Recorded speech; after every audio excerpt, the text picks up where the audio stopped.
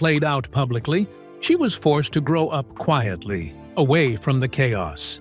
And once the trial ended, she chose to step even further out of the spotlight. She was once the little girl who was caught in the middle of one of America's most sensational murder trials. While the world watched her father, O.J. Simpson, who was being accused of a double homicide, Sidney Simpson quietly disappeared from view. The question remains about where she has been, and what she now looks like remains unanswered. But we now have an answer, and the answer might surprise you. Take a deep breath and join us as we slowly unveil what she now looks like. O.J. Simpson, former football star and actor Orenthal. James Simpson, who is popularly known to the world as O.J. Simpson, was born on the 9th of July in 1947. He was born in San Francisco, California, where he is reported to have grown up in a working-class neighborhood in the housing projects of Potrero Hill. His father, Jimmy Lee Simpson, was a known drag performer who later came out as gay. His mother, Eunice, worked as a hospital administrator who had 3 other children after O.J. According to reports, Simpson, during his childhood, was part of a gang called the Persian Warriors and went to jail briefly at the age of 13. His life began to shift, according to reports, when he found a passion for football in high school. He attended Galileo High School in San Francisco, where his athletic talent began to stand out despite his academic struggles. After briefly attending City College of San Francisco, O.J. transferred to the University of Southern California in 1967. He quickly became a standout running back, and he won the Heisman Trophy in 1968, which is one of the most prestigious awards in college football. His performance also earned him national recognition and set him on the stage for a professional career. Simpson got drafted by the Buffalo Bills in the NFL Draft as the #1 overall pick in 1969. His early years in the NFL were said to be quiet, but he eventually exploded into stardom. In 1973, he became the first player in NFL history to rush for over 2,000 yards in a single season, and it was a record he achieved in just 14 games. Throughout his career in 11 seasons, which was mostly with the Buffalo Bills and briefly with the San Francisco 49ers, Simpson earned 5 Pro Bowl selections and was named NFL MVP in 1973. He retired from professional football in 1979. Following his retirement from the NFL, Simpson went into acting and became a familiar face in Hollywood and on television. He acted in several films, including the Naked Gun series, and worked as a commentator for sports programs. By the early 1990s, O.J. was one of the most recognizable sports celebrities in America because he was known for his clean image, endorsement deals, and crossover success from sports to entertainment. His public image was later drastically altered by events off the field, and it set the stage for one of the most controversial legal battles in American history. O.J. Simpson's achievements.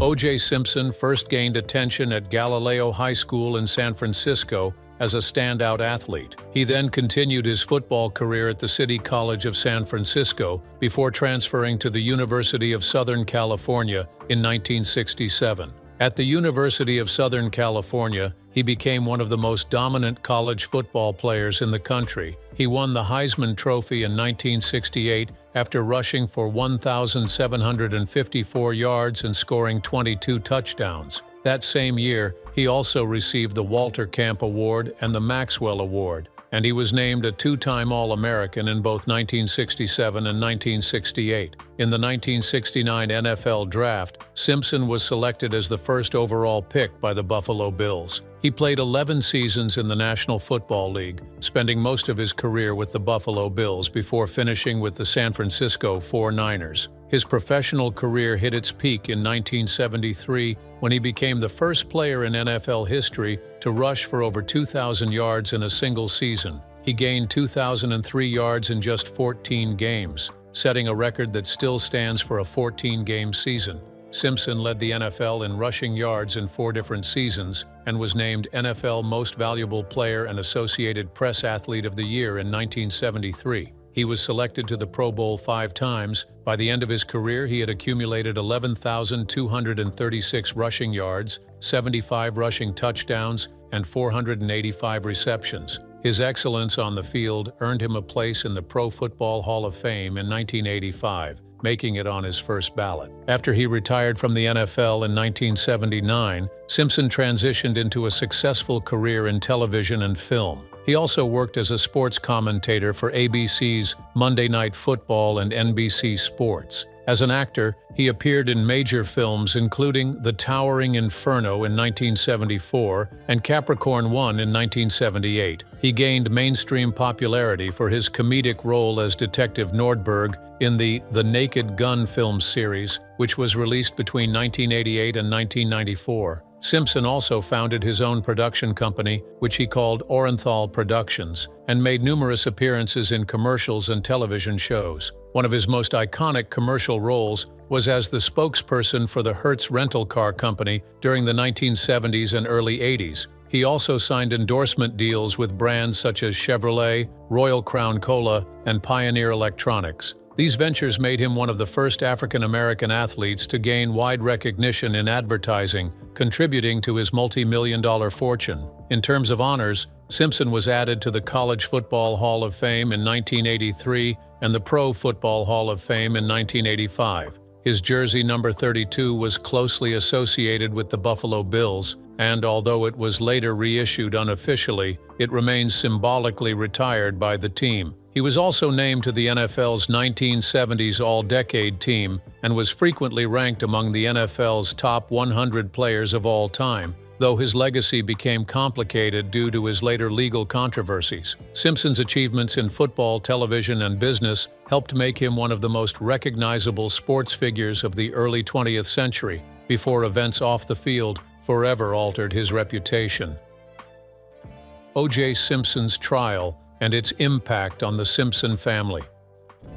On the 12th of June 1994, Nicole Brown Simpson, who was the ex-wife of O.J. Simpson and her friend Ronald Goldman, were found lifeless outside her penthouse in Brentwood, Los Angeles. The double homicide led investigators to suspect that O.J. Simpson was responsible due to a series of circumstantial evidence, including blood samples, a bloody glove, and his reported history of domestic violence toward Nicole during their marriage. 5 days later, on June 17th, O.J. became the subject of a nationwide police chase, televised on TV, while riding in a Ford Bronco, driven by his friend Al Cowlings. Simpson was later arrested and charged with 2 counts of murder in the first degree. His trial began in January 1995 and went on for almost 10 months. O.J. was represented by a high-profile defense team, which was famously known at the time as the Dream Team. The Dream Team included attorneys Robert Shapiro,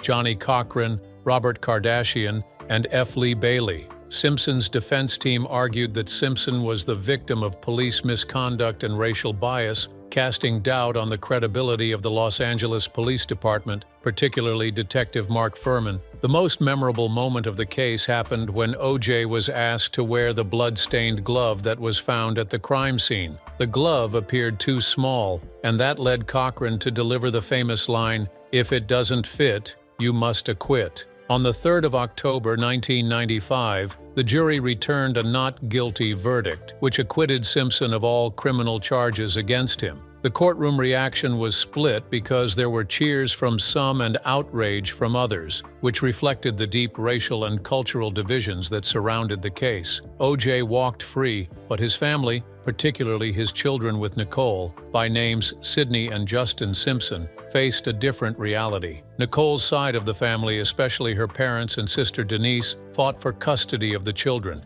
but O.J. was awarded custody in the years that followed the trial. The children were shielded from the public eye and were reported to have lived a private life under his care. The trial had a profound impact on the Simpson family because O.J.'s reputation, which was once that of an athlete and entertainer who was beloved, was damaged without repair. He lost endorsement deals, television appearances, and social standing. His children, Sidney and Justin, with Nicole, were reported to have grown up under intense public curiosity and speculation, all while being closely guarded from media exposure. Even years after the verdict was given, the case continued to follow them. Every public move made by any member of the Simpson family was closely watched and reported. The legal saga ended in a courtroom, but its consequences continued for years within the Simpson household.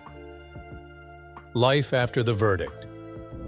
After O.J. Simpson was acquitted in October of 1995, the media spotlight was reported to have gradually shifted away from the courtroom and onto the lives of those who were left behind, especially his children with Nicole Brown Simpson. Sydney Brooke Simpson was born in October of 1985, and her younger brother, Justin Ryan Simpson, was born in August of 1988. They were just 9 and 6 years old when their mother was murdered. In the aftermath of the trial, there was a heated custody battle that followed between O.J. Simpson and Nicole's family, primarily her parents, Louis and Juditha Brown. The Browns believed that O.J. was an unfit parent because of the violent nature of Nicole's demise and his reported prior domestic mistreatment allegations during his marriage to Nicole. However, despite the controversy, Simpson was ultimately granted full custody of both children in the years that followed, reportedly with visitation rights granted to the Brown family. After the trial, Simpson moved with his children to Miami, Florida,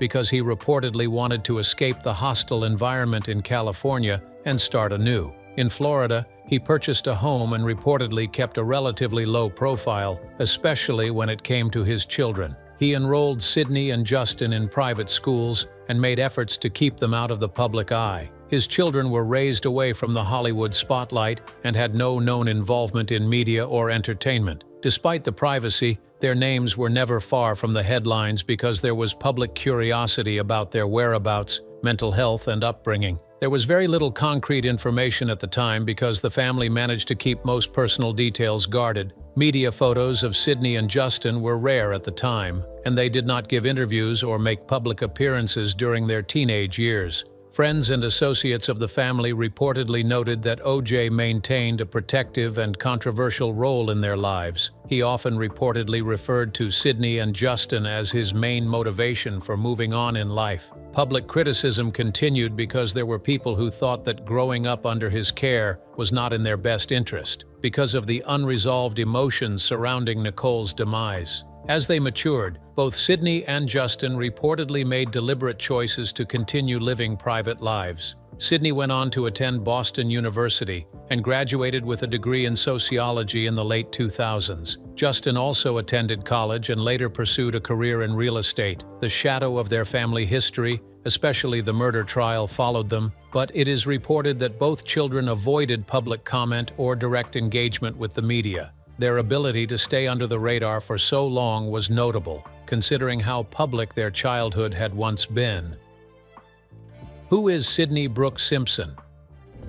Sydney Brooke Simpson, the first child of former NFL star O.J. Simpson and his late ex-wife, Nicole Brown Simpson, was born in October 1985 in Los Angeles, California, nearly 1 year after her parents got married. At the time, O.J. Simpson was transitioning from having a celebrated football career into acting and broadcasting. At the same time, her mother had stepped away from the spotlight to focus on family life. Sydney was just 8 years old at the time when her mother was murdered on June 19 of 1994. It was a crime that led to the arrest and trial of her father in one of the most heavily publicized court cases in American history. Her name and face were reported to have been occasionally shown during media coverage. However, both sides of the family worked to keep her out of the spotlight as much as possible during and after the trial. In the years that followed the trial, Sydney moved with her father and younger brother Justin to Miami, Florida. There, she reportedly grew up away from public view.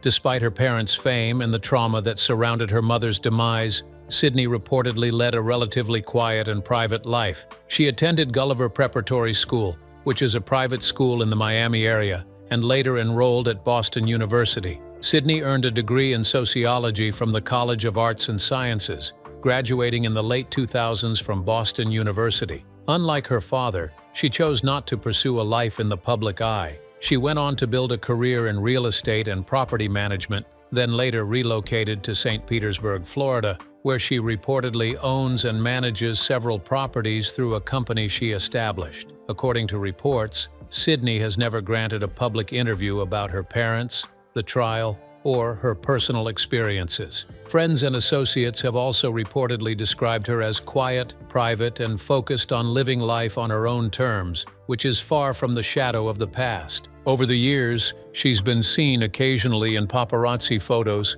but has never sought out media attention or celebrity status. Her decision to live under the radar raised curiosity and even admiration from some who saw her ability to remain grounded and independent as remarkable. Despite the overwhelming circumstances of her early life, Sydney's story is one of someone born into a highly public and tragic legacy who has done everything possible to reclaim a sense of normalcy. Sydney's early years. Sydney Brooke Simpson's early years were not ordinary because she was born to one of America's most talked-about celebrity couples at the time. She was born into a world of fame, wealth, and privilege, but it didn't take long for that world to turn into chaos. Her father, O.J. Simpson, was a former football hero turned actor and media personality, while her mother, Nicole Brown Simpson, was known for her beauty and her ties to the high-profile social scene in Los Angeles. As a toddler, Sydney lived in the rich neighborhood of Brentwood, which was surrounded by luxury, but also by tension because O.J. and Nicole's marriage was marked by volatility. Their relationship, despite being kept private from the public eye at first, was later reported to have been filled with domestic mistreatment allegations. According to reports, there are police reports from the early 1990s that documented several incidents of violence in the home. Nicole had reportedly called the authorities on multiple occasions because she feared for her safety. Sydney and her younger brother, Justin, were reportedly present during some of these altercations. However, exact details were never made fully public. In 1992, when Sydney was just 6 years old, her parents divorced. Nicole was granted primary custody, and O.J. had visitation rights. Despite the separation, there were reported tensions between the two that continued, and O.J. was reportedly known to appear uninvited at Nicole's home even after the divorce. Then came the tragedy that forever changed Sydney's childhood. On the night of the 12th of June, 1994, Nicole and her friend Ronald Goldman were murdered outside her home.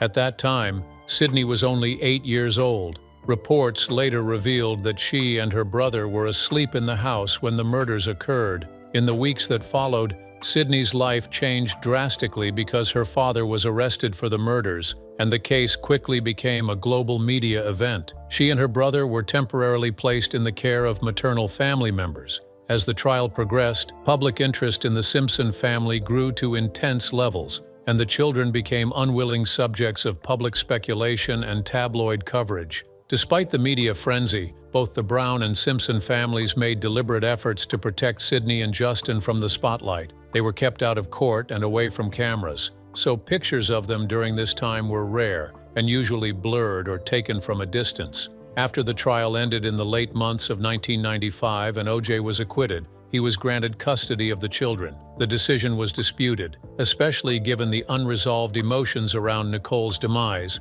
but legally, there was no conviction preventing him from regaining custody. Sydney then relocated with her father and brother to Miami, Florida, where she began a new chapter of her life, a new chapter that was away from Los Angeles and the tabloid environment she had known.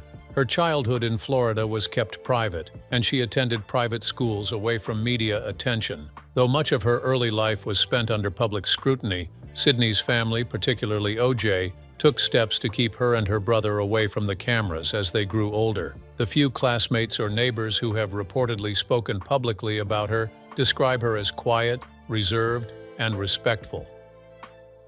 Life out of the limelight. After moving to Miami with her father and younger brother following the trial, Sydney Brooke Simpson reportedly made a clear and conscious decision to live away from public attention. Despite being the daughter of two highly recognizable figures whose names became known across the world, Sydney rejected the media spotlight that could have easily followed her into adulthood. In her teenage years, Sydney is said to have attended private schools in Florida, and even in school, there are reports that very little was known about her personal life. She avoided interviews, public appearances, and social media, which is unlike many children of famous or infamous parents. She made no effort to leverage her name for fame or visibility, and her ability to remain out of the press, even in the internet age, was rare among kids her age. After graduating from high school, she attended Boston University, where she studied sociology and graduated in the late 2000s. Even while attending college in a major city, reports remained that she maintained a very low profile. She reportedly lived in dorms, participated in campus life quietly, and graduated without attracting media attention. Her choice of getting a sociology degree, which is a subject focused on human behavior, social systems, and communities, may also suggest her interest in understanding the world in a deeper, less superficial way. Following graduation, Sydney returned to Florida, and this time she settled in the St. Petersburg area. Other than pursuing a career in entertainment or public life, she turned to real estate and property management. She started a business under the name Simpson Properties, LLC, through which she reportedly owns and manages several rental homes in the area. Even though her name occasionally resurfaces online, sometimes in the form of "Where Are They Now" articles, Sydney has never made a public statement about her past, her parents, or the trial. She has not granted interviews, appeared on talk shows, or authored any memoirs. Her silence has become part of her identity because, according to sources, she is known primarily for not wanting to be known. Photographs of Sydney in adulthood exist but are limited, and most of these photographs have been taken without her consent. She does not maintain any verified or public social media accounts, and there's no evidence that she has ever engaged with the press. This intentional invisibility has helped her build a normal, yet self-sufficient life despite her background. By all accounts, she has been reported to live quietly, work independently, and keep a small but trusted circle of people around her. Sydney's refusal to engage with the media or capitalize on her last name is said to speak volumes about her priorities, prioritizing privacy, healing, and personal growth over attention, celebrity, or profit. This stance is not just about survival, but about reclaiming her identity. Choosing to remain private and build a life outside of her father's shadow, Sydney has managed to quietly separate herself from one of the most infamous chapters in American history. Sydney Simpson. Today, after years of silence and intentional distance from the spotlight, Sydney Brooke Simpson has become an example of someone determined to rebuild her life far from the ruins of her family's public collapse. Now, in her late 30s, Sydney has built a quiet and private existence in St. Petersburg, Florida, where she lives and works as a real estate investor and property manager. Sydney has rewritten her narrative, not through words or interviews, but through her actions and a steadfast commitment to privacy. Following her graduation from Boston University, where she earned a degree in sociology in the late 2000s, Sydney returned to Florida with no intention of capitalizing on her last name. Instead, she kept a low profile and focused on building her professional life. She co-founded a small real estate business under the name Simpson Properties, LLC, combining parts of her first and last name.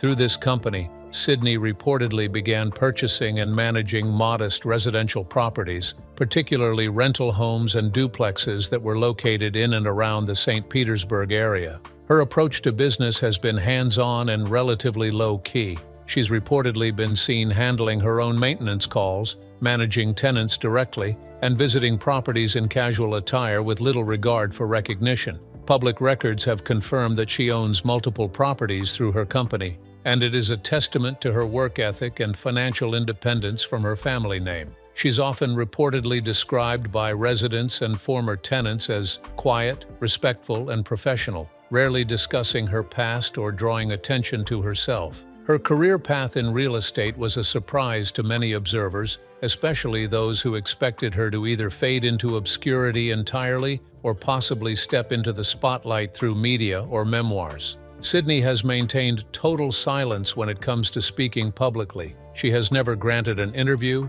appeared on television, or written a book. Her ability to maintain such an intense level of privacy, even in an age that is dominated by social media and internet spying, is rare, especially for someone whose family history is deeply etched into American cultural memory. Despite her desire to stay under the radar, Sydney's name, when mentioned, still generates strong public curiosity. Over the years, tabloid and online outlets have reportedly attempted to track her down, sometimes resorting to tactics like publishing unauthorized photos of her, that were taken without her knowledge or consent. Occasionally, blurry images of her have surfaced showing Sydney walking her dog, shopping for groceries, or simply going about her day. These photos reportedly often trigger fresh waves of public reaction, not because of anything she's said or done, but because of the symbolic weight her name still carries. Some online commentators have reportedly expressed shock at her appearance